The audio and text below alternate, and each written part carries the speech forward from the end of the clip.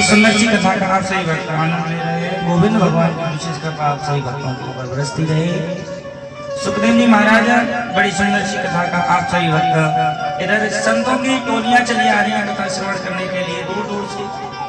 महाराज आज संत आ रहे हैं, आज संतों का ही पूजन होगा। जय हो। ये रखिए। आज बड़ी सुंदर सी दिव्य अमृत वर्षा महाराज राजा परीक्षित को सुना रहे हैं। आज परीक्षित जी बड़े उदास हैं कि प्रभु आज के बाद में ये कथा पता नहीं कब अब सुनने को मिलेगी। तो यही भाव हमें भगवान के और अपने व्रत होना चाहिए कि ये कथा कब मिलेगी। जिन्हें हरि कथा सुनी नहीं काना,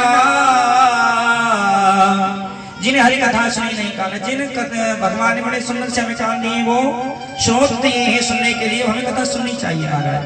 कथा सुने तो सुने लेकिन पीनी भी चाहिए। इस कथा को पियो, जितना पिया जाए उतना पियो, एक बार नहीं बार बार पियो। उसी प्रकार आज राजा परीक्षित इस कथा को 7 दिन से सुन रहे महाराज। आज 7वां दिन है और बड़ी सुंदर सी कथा को सुनाते हुए आगे बढ़ते चले जा रहे हैं सुखदेव जी महाराज और कह रहे हैं एक ही बात कि सब द्वार को छोड़ कर मैं आयो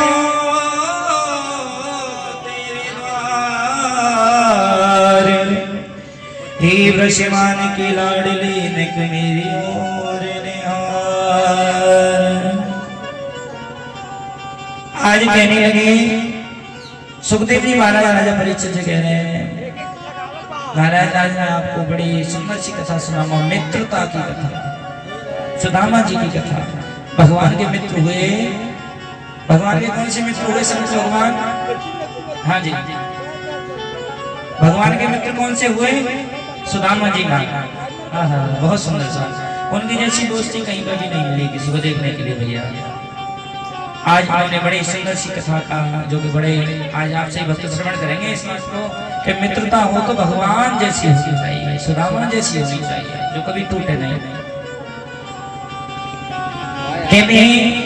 कर्मन से मिलवा भया कर्म ही बिछड़ाए। दोस्ती में अगर दरार हो जाए लगती भाई तो बहुत ही बुरी लगती है। जिससे हम प्रेम करते थे ना अब वो भी बुरा लगने लग जाता है। ऐसा मन की बात बोलूंगा। बड़ा आनंद आया। जिससे हम प्रेम करते हैं तो वो ये समझता है कि मेरे जैसा संसार में कोई नहीं। अरे प्रेम करना है तो भगवान से करो प्यारे। पर लेकिन जो हमारा मन है जो विषयों में फंसा हुआ है, संसार के विषयों में फंसा हुआ है, हमें संत की सेवा करनी चाहिए महाराज। यही सेवा है जो आगे जाकर हमें मिलेगी। 100% बिल्कुल श्योर बात है। टेट फॉर टेट, जैसे को तैसा भगवान देते हैं। संत की सेवा करनी चाहिए, हमेशा संत के चरणों में रहना चाहिए, भगवान का भजन करना चाहिए, नित्य हमें भगवान के चरणों में रहना चाहिए। आज बड़े भाव के साथ में सभी भक्त आगे कथा बढ़ती चली जा रही है। समय का अभाव भी क्योंकि समय अपनी गति के अनुसार से दौड़ता चला जा रहा है। और इधर राजा परीक्षित जी बड़े उदास हैं। बार बार ये कहते प्रभु अब तुम्हारा कब आना होगा और ये कथा मुझे कब श्रवण करने को मिलेगी। बार बार कह रहे इसी बात को। आंखों में आंसू है और एक बात कह रहे हैं के हुई आंख नम और ये दिल मुस्कुराया। साथी कोई भूला याद आया। महाराज कोई साथी भूला याद आता है।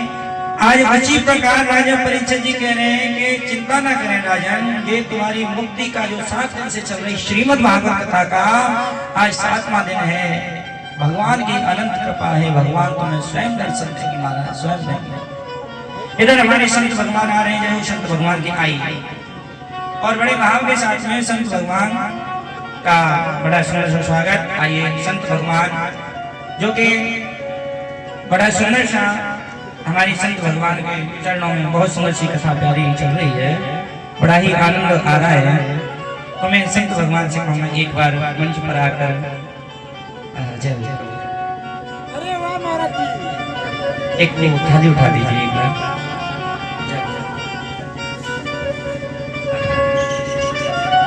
अरे वाह वाह वाह, तालियां। बोलो संत भगवान की जय। हम भी आपके संत भगवान आते हैं वहाँ भगवान आ जाते हैं। हाँ, मुझे ऐसा लगता है कि साक्षात मेरे गोविंद आप विराजमान है, मेरे कन्हैया आप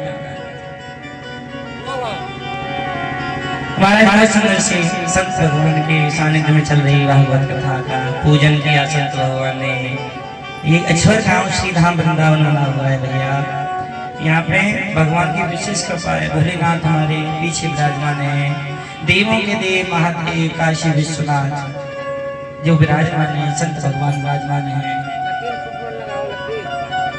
हमें भगवान का बहुत सुंदर संत भगवान ने सम्मान किया। भगवान की कृपा इनके ऊपर बरसती रही और हर साल ऐसी कथा कराते हैं।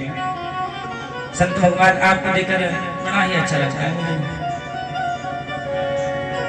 आपकी बहुत बड़ी कृपा है जो कि यहाँ पे हर साल नित्य कथा होती है। बहुत सुंदर सा सभी के ऊपर सभी ने बड़े भाव के साथ में सुदामा जी की कथा आप सभी लोग श्रवण करेंगे। ओ सिया राम में सब जग जानी, करहूं प्रणाम जोर जुग पानी। हे कैसे आज भगवान जैसे ही ढूंढ रहे हैं उसी प्रकार ये कथा जो कि विलंबित समय से अपने रास्ता से चली जा रही है, आज उसी प्रकार मेरे प्रभु श्री राम की कथा है। बड़ी सुंदर सी कथा है जिसे सुनने से मात्र से ही पारिवारिक लिए मूल्यों की कथा है जिसे सुनना चाहिए हमें बड़े भाव के साथ।